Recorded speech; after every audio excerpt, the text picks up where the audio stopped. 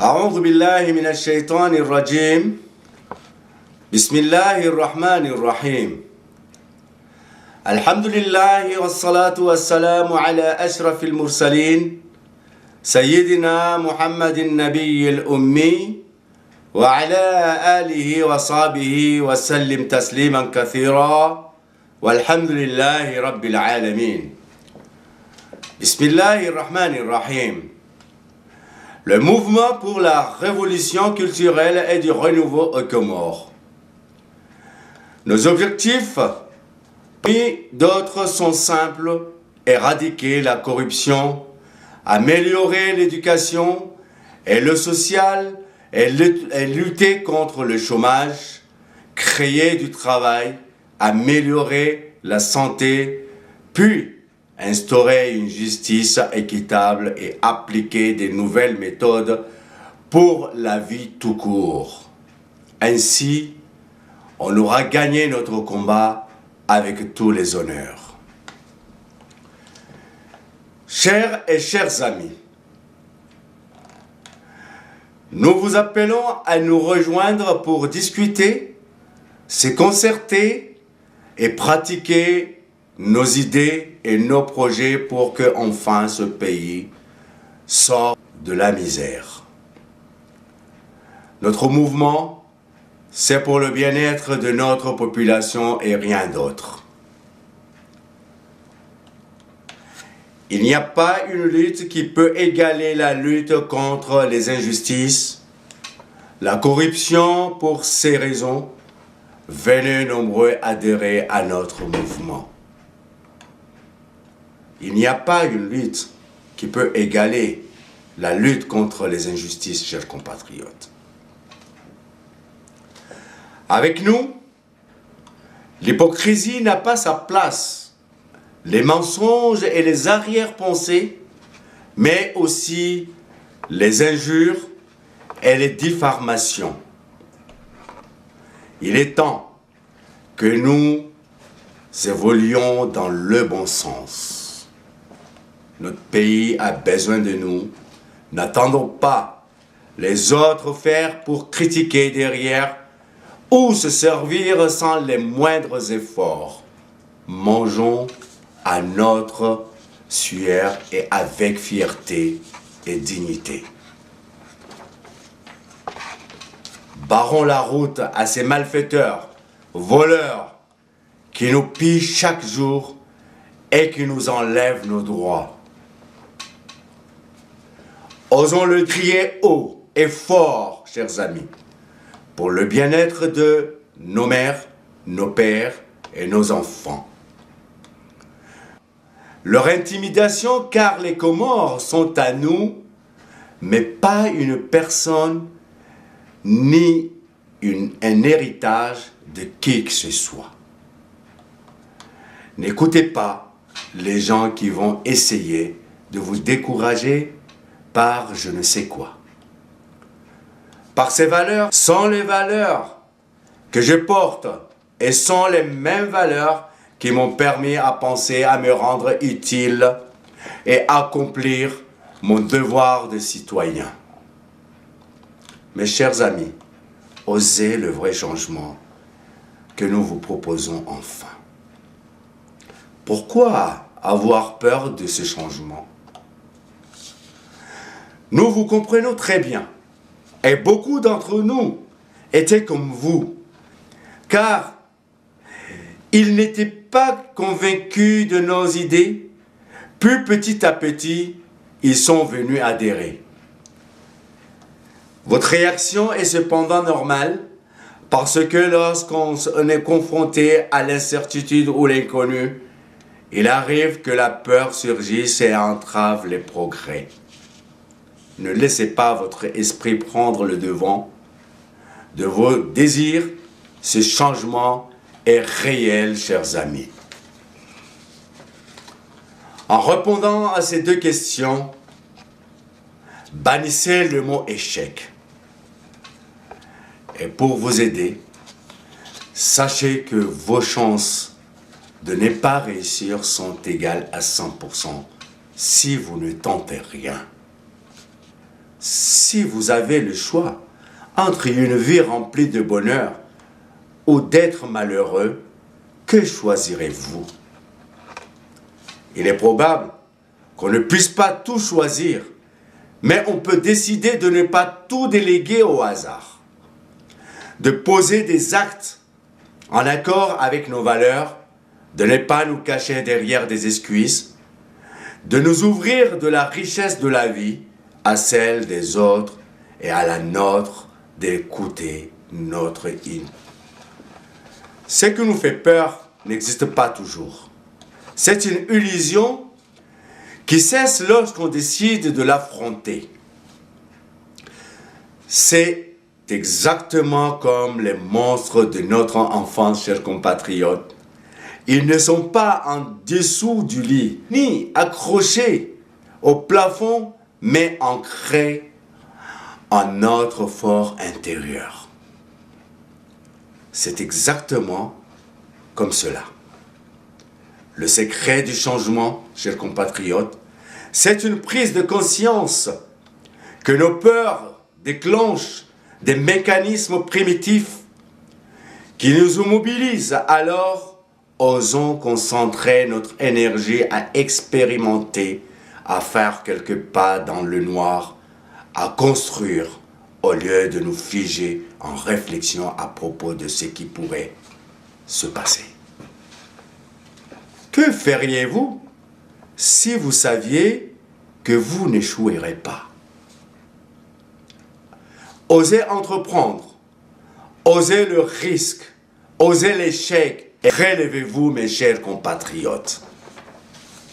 La peur du changement vous dit, pour avancer, il faut que vous sachiez ce qui vous attend de l'autre côté et cela est normal. C'est la raison pour laquelle des mécanismes apparaissent et vous mobilisent face à ce changement. Vous vous fâchez, s'insultez et vous faites tout pour réduire l'incertitude, comprendre, lutter et fuir. Englués dans toutes ces réflexions et dans ces mécanismes de défense qui nous ont accompagnés pendant des milliers d'années, notre champ de vision et notre ouverture sur le monde de se réduire et on se fiche. Il est vrai que le changement peut être effrayant parce qu'il nous oblige à sauter dans le vide, à apprendre ou à apprendre de nouvelles choses, à prendre des risques, etc. Et les risques font ressurgir notre peur ancestrale de l'échec. Comment dépasser cette peur de changement? En un mot, oser. Comment oser le changement? Imaginez que dans 5 ans, 10 ans ou 20 ans, votre vie sera exactement la même que maintenant. Seriez-vous ravi que rien ne change, que rien n'évolue, que vous rêvez et aspirations, que vos rêves et aspirations se figent dès maintenant? Pourquoi êtes-vous effrayé? Qu'est-ce qui vous empêche d'oser changer? Nos gouvernants ont tué ma population et d'autres veulent en finir avec la continuité, chers compatriotes. Je ne me laisserai pas faire. Je me battrai jusqu'au dernier souffle, car c'est mon devoir pour sauver mes compatriotes. Je me constitue volontaire pour faire barrage à la bêtise politique et humaine qui règne dans mon beau pays, les Comores. Là-bas, où l'impunité est totale, laissant une population à la dérive, une population qui sombre tous les jours dans la misère. Une population qui est exterminée tous les jours entre Anjouan et Mayotte Et aucune autorité n'a le courage de dire stop. Alors que des solutions existent pour empêcher cela. Le mode actuel pour tromper le peuple comorien serait de nous vendre des rêves qui se transforment vite en cauchemars. Chers vendeurs de rêves, la politique c'est prévoir et prévoir est un devoir. Et un devoir est un pouvoir, et un pouvoir, et pouvoir, c'est savoir exécuter. Ne traitez pas un peuple de cette manière. Ne faites pas fuir notre population vers la mort à cause de votre travail mal fait. Le peuple comorien est malheureux. Le peuple comorien a peur. Il a besoin d'une assistance, pas des tueurs en gage. Un pays ne peut être gouverné sans le code POCAF. Programme, organisation, contrôle, animation, action et enfin fonction. Vous êtes en manque de programme de base sociale et économique. On ne tâtonne pas quand on veut gouverner un pays. Le monde évolue tous les jours, mais d'autres ne voient pas plus loin que l'argent et les vendeurs des rêves veulent continuer à la continuité pour un pouvoir éternel. La destination du navire que certains veulent nous embarquer, le navire de la citoyenneté, nous emmène droit à la perte de notre pays, chers compatriotes, notre patrie. Pourquoi vendre notre patrimoine et nous dire que notre pays est pauvre? Notre chers amis, notre mouvement s'est engagé auprès de notre peuple pour effectuer un changement dans notre pays et donner le peuple la parole. Ainsi, nous consoliderons la démocratie dans le pays. Ce changement doit être radical. Dans l'intérêt de la population, la transparence de nos actions menées seront nos chevaux de bataille. La corruption doit être éradiquée pour donner enfin la place au développement économique et social de notre pays. Nous refusons que nos gouvernants nous chantent la chanson de la pauvreté dans notre patrie, alors que notre pays dégage une potentielle ressource naturelle que notre peuple aurait bénéficié pleinement, chers compatriotes. Aujourd'hui, nous demandons au gouvernement précédent et le gouvernement actuel de nous expliquer clairement le protocole signé le 18-12-2010 concernant l'exploitation de la pêche dans nos eaux comoriennes.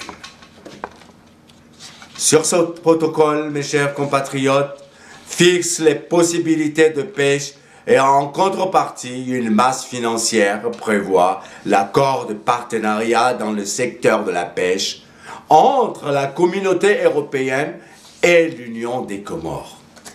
Notre pays, au lieu d'exploiter ses richesses, il a choisi de les donner à l'Union européenne, lui donnant droit pour une période de 3 ans. 3 ans, chers compatriotes.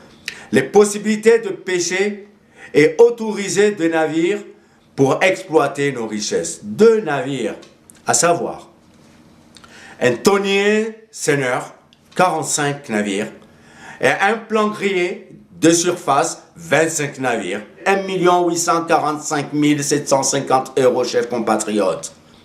Pour l'accès aux ais, les Comoriens obtiennent 315 250 € annuels, équivalent à un tonnage de référence de 4 850 tonnes par an. Un montant spécifique de 300 000 € par an pour l'appui à la mise en œuvre de la politique sectorielle de la pêche des Comores. La contrepartie financière est payée par l'Union européenne à raison de 615 250 € par an pendant une période d'application du protocole correspondant au total de montant annuel. Nos pêcheurs sont tout le temps repoussés par ces navires lorsqu'ils dépassent nos zones côtières. Chers amis, cela veut dire que nos pêcheurs n'ont pas le droit de pêcher dans notre zé. Et après, ils se retroussent en kwassa-kwassa de transport clandestin vers Mayotte. De ces faits, le 200 miles nautiques sur les accords de Jamaïque sur les limitations des frontières maritimes sont violés. Nos questions sont les suivantes. Nos pêcheurs ont le droit de pêcher dans nos eaux côtières de 200 miles et dans notre zone économique exclusive, contrairement aux bateaux de pêche étrangers qui n'ont pas le droit de violer notre zone côtière et notre zone économique exclusive. Pourquoi l'État comorien ne se dote pas des gardes-côtes avec l'argent des pavillons pour surveiller notre zé comme les Malgaches, les Seychelles et les Mauriciens? Où passe cet argent? Pour quelle raison notre secteur de pêche ne s'est pas développé? Pourquoi notre peuple n'a jamais été informé de cet accord? Chers amis, notre pays n'est pas pauvre, mais nos hommes politiques qui le rendent pauvre. Ils ne pensent qu'à leur intérêt personnel et manquent d'objectivité et d'ambition de développement. Conclusion faite, ils ne sont pas dignes de notre confiance, à moins qu'ils nous donnent les réponses à nos questions. Les faits sont là. Mes chers amis, si vous choisissez la continuité du gouvernement passé et le gouvernement précédent, ou le changement radical, à savoir la lutte contre cette corruption qui freine notre développement économique et social. Chers compatriotes, vive les Comores et vive Anjouan. Je vous remercie.